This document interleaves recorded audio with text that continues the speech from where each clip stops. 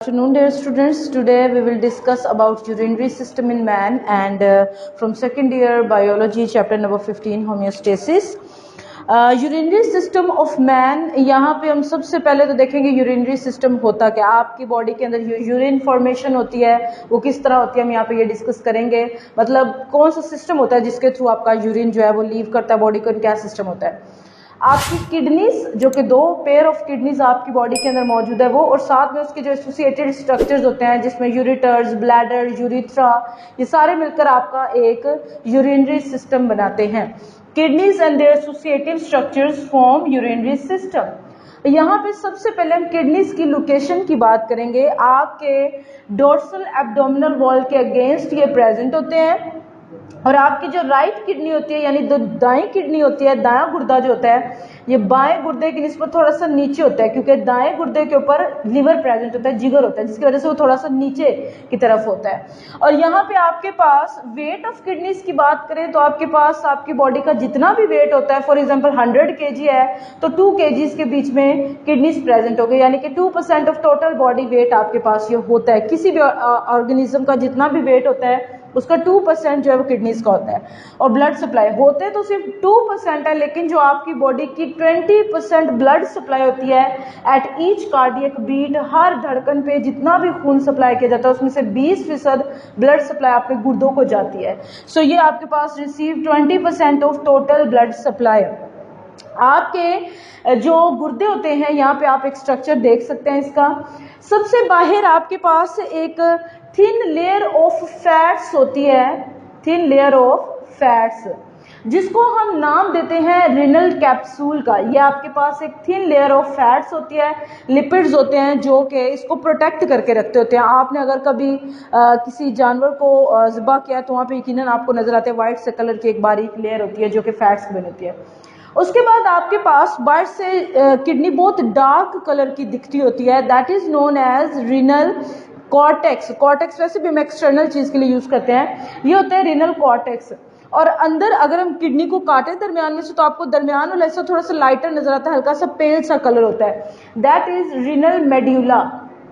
आपको बहुत ही clear medulla के अंदर पिरामिड शेप जो होते हैं वैसे स्ट्रक्चर नजर आते हैं जिनको हम रिनल पिरामिड कहते हैं। अब बच्चों आप ये जहन में रखनी है बात कि रिनल लफ्ज हमेशा वहां पे यूज होगा जब हम यूरिनरी सिस्टम या किडनीज के हवाले से कोई बात करेंगे। तो ये आपके पास कहलाते हैं renal pyramid, due to their shape they are known as renal pyramids. आपके पास जो ब्लड सप्लाई होती है वो आती है through renal artery. Renal artery blood supply करती है, आपको यहाँ पे रेड कलर से मैंने शो किया है, जो कि फर्दर हर पिरामिड के अंदर वो सप्लाई कर रहा है। उसके अंदर जो नेफ्रॉन्स, जाहिर है एक structural functional unit of nephron जो किडनीज के स्ट्रक्चरल फंक्शनल यूनिट है, और साथ में लीव करते हैं। जाहिर है जो ऑक्सीजनेटेड ब्लड आ रहा है डीऑक्सीजनेट होकर उसने वापस भी जाना होता है, वो जाता है थ्रू रेनल वेन, जो कि ब्लू कलर से यहाँ पे मेंशन की हुई है, और वो भी हर तरफ वो मौजूद है ताकि ब्लड सप्लाई वापस ले सके। और जो यूरिन होता है वो गुर्दों के अंदर से निकलता है बाय यूरिटर्स। यूरिटर प्रेजेंट होते हैं हर गुर्दे के साथ, एक एक ट्यूब लगी हुई है, दैट इज यूरिटर। सो यहाँ पे ये आपके पास किडनीज के बारे में है थोड़ा सा, और किडनी का स्ट्रक्चरल और फंक्शनल जो यूनिट है दैट इज नेफ्रॉन। नेफ्रॉन जो है बिल्कुल वैसे ही है जैसे हमारी बॉडी के अंदर cell structural and functional unit है, किडनीज के अंदर नेफ्रॉन है जो कि उसका स्ट्रक्चरल एंड फंक्शनल यूनिट है। अब हम डिटेल से डिस्कस करते हैं यूरिनरी सिस्टम को। अभी हमने डिस्कस किया था किडनीज के बारे में, अब हम यूरिनरी सिस्टम को देखते हैं कि कौन कौन से स्ट्रक्चर आपके पास प्रेजेंट होते हैं। सबसे पहले आपके पास ये है एक राइट किडनी। किडनीज के ऊपर आपके पास ये ब्लैक कलर के एड्रिनल ग्लैंड ड्रॉ किए हुए हैं जो कि हर किडनी के ऊपर एक एक मौजूद होता है, पेयर ऑफ एड्रिनल ग्लैंड। यहाँ पे आपके पास है लेफ्ट किडनी, आपके पास जो एक पेयर ऑफ किडनीज है वो यहाँ पे पूरा होता है। आपके पास किडनीज के अंदर एक मौजूद होता है डिप्रेशन, जो कि आपके पास एक गड़ास होता है, दिस इज नोन एज हाइलस। ये जो डिप्रेशन है दिस इज नोन एज हाइलस। हाइलस के थ्रू दोनों के अंदर हाइलस मौजूद होता है, हर गुर्दे के अंदर एक एक डिप्रेशन मौजूद होता है। हाइलस एक्चुअली वो वाला डिप्रेशन या गड़ा होता है जिसके थ्रू रेनल आर्टरी और रेनल वेन ये दोनों ब्लड सप्लाई लेती हैं और देती हैं। उसके अंदर रेनल आर्टरी सप्लाई करती है ब्लड और रेनल वेन जो है वो रिसीव करती है वापस जो डीऑक्सीजनेटेड ब्लड है। ये है आपके पास रेनल आर्टरी और ये है रेनल वेन। आप यहाँ पे देख सकते हैं कि रेनल आर्टरी और रेनल वेन उसी हाइलस या उसी डिप्रेशन के थ्रू ही एंटर हो रहे हैं। इसके अलावा आपके पास एक और किडनी के एंड पे स्ट्रक्चर मौजूद होता है जिससे हम नाम देते हैं पेल्विस, रेनल पेल्विस का हम उसको नाम देते हैं। पेल्विस आपके पास किडनीज का वो वाला पॉइंट होता है जब नेफ्रॉन अंदर यूरिन बना देते हैं, जब आपके पास फिल्ट्रेशन हो जाती है ब्लड की और बाकी सारे प्रोसेसेस फॉलो करने के बाद जो यूरिन बनता है वो आपके पास कलेक्ट हो जाता है पेल्विस के अंदर, जो कि आपके पास किडनीज के एंड पे मौजूद होता है। पेल्विस आपके पास एक्चुअली समझने में गड़ा है जिसने कलेक्ट करना होता है यूरिन को। जब यूरिन फॉर्मेशन हो जाती है तो किडनी से लीव किसके थ्रू करते हैं, यानी किडनी से निकलते किसके थ्रू हैं, दैट इज यूरिटर्स।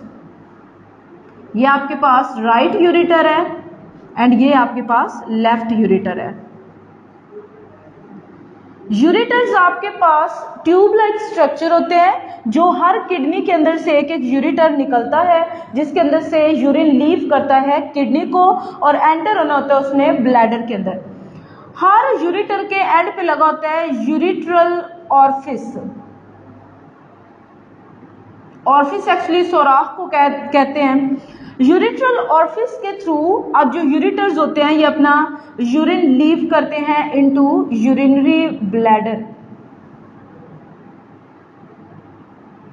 ब्लैडर आपके पास थोड़ा बड़ा स्ट्रक्चर और एक ही मौजूद होता है, यूरिटर्स दो मौजूद होते हैं। ब्लैडर जो होते हैं ये यूरिन को कलेक्ट करते हैं अपने अंदर और इसके अंदर ये कैपेसिटी होती है कि थोड़ी देर के लिए अपने अंदर यूरिन को स्टोर कर सकती है।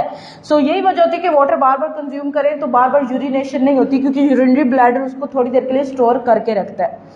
अब आपके पास यूरिन ने जब बॉडी से बाहर रिलीज होना होता है तो वो होता है थ्रू यूरिथ्रा।